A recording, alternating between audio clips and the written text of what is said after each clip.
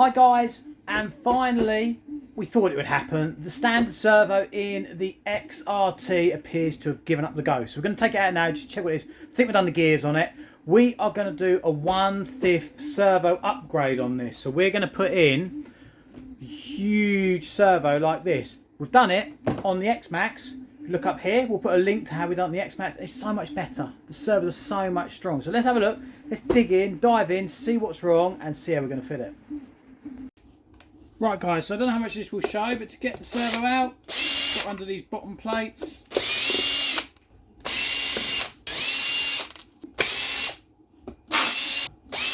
And under here should be our servo. So there is the servo. Let's take that out, we'll take the bits and see what's wrong with it.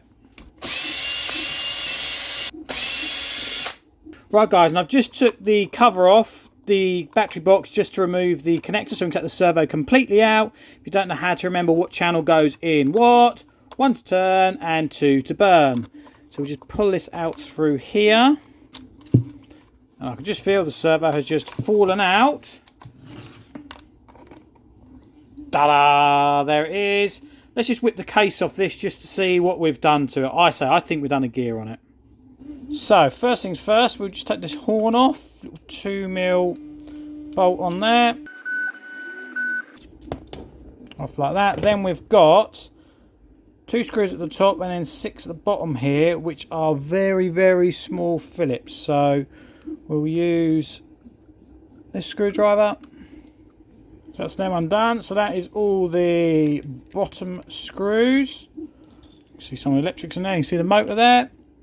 And we've got these 2 top ones we need to undo as well. And we may be greeted to a fistful of teeth. There we go. And there are our gears. Is there anything obvious? Yeah, I can see it straight away. Can you see? Tooth missing there. So if you think, look how small these teeth are. So when you've got one of these scale servos in there, that is why guys, this video is going to be upgrading from basically one of this size servo, I know I've only got half of it there, to one of these, much, much bigger. Okay guys, so now we've got this jumbo 1/5 servo, which we've got to fit into here. Ain't going to fit, is it? Well, it is going to fit. Yes, it is going to fit. We've got to do a little bit of a removing of material. Now, I've already started there. We're going to have to take probably all this off, and got to take that valve as well. We're going to take it level with that. Right guys, so we have butchered it. No, we haven't butchered it. It's probably looks worse than what it is. I've took these bits down so they're level with that. And what's going to happen is, this is only the first design, so it's not the finished version. But this is basically going to be a cradle for the servo to fit in. I took this front bit out here. I'm not sure if I needed to, but we'll have a look at that in a minute. And what we've also done, we did use a little CNC machine for this. We've actually took down these sides here. So this then will go on here. It's not quite fitted yet because I've got these nodules here, which I'm hoping I might still be able to retain. So I haven't completely removed them as yet. We have still got potential to use that in there. But the servo has arrived. It's only a sort of basic-ish Savox one. It's about 60, 70 pounds, $100 I suppose that is. So now what we've got to do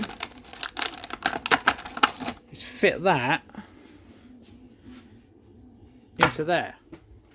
Other way around.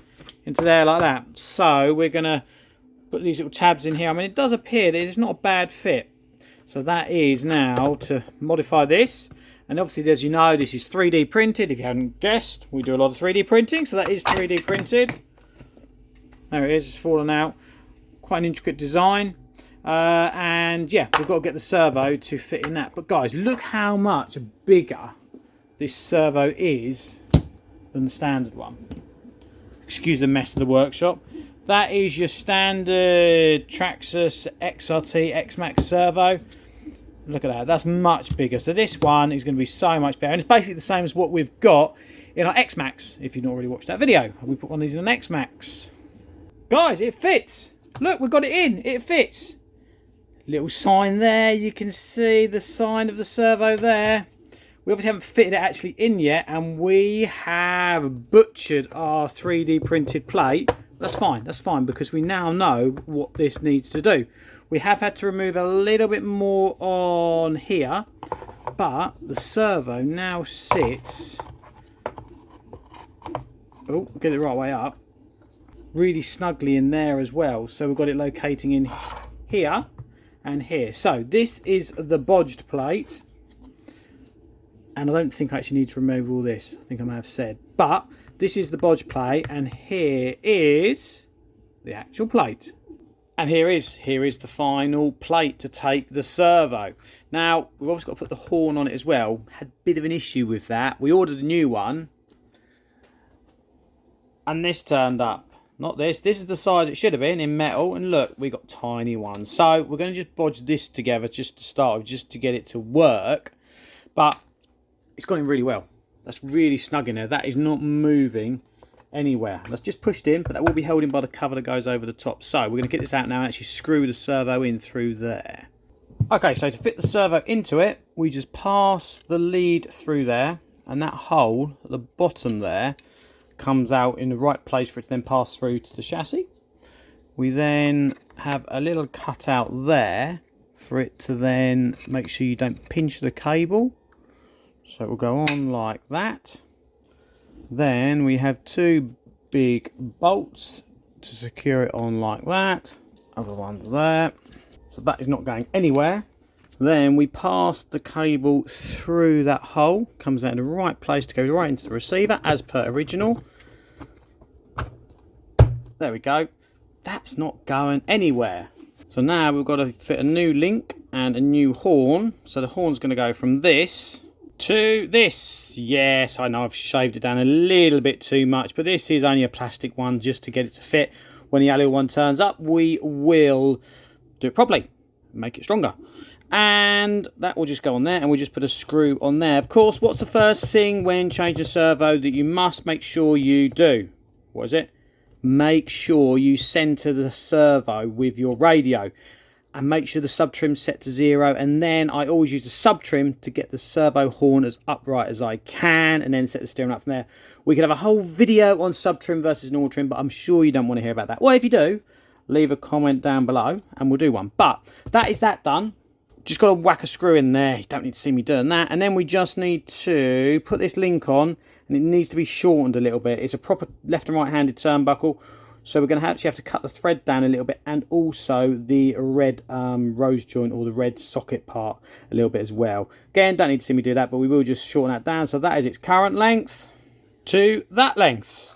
Doesn't look much shorter, does it? But it has. We took about 10 mil off it. We took about 5 to 6 mil off the red bit and the silver turnbuckle. So all we've got to do now is fit that in there.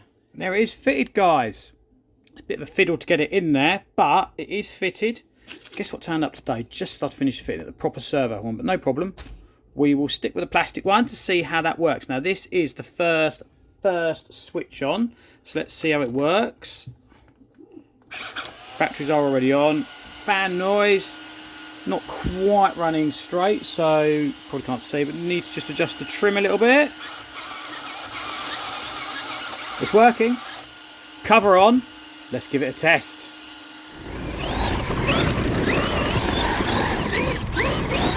Yeah, it looks okay. It's holding the steering lock quite nicely. You may need to look at the servo saver spring. I think that's a win.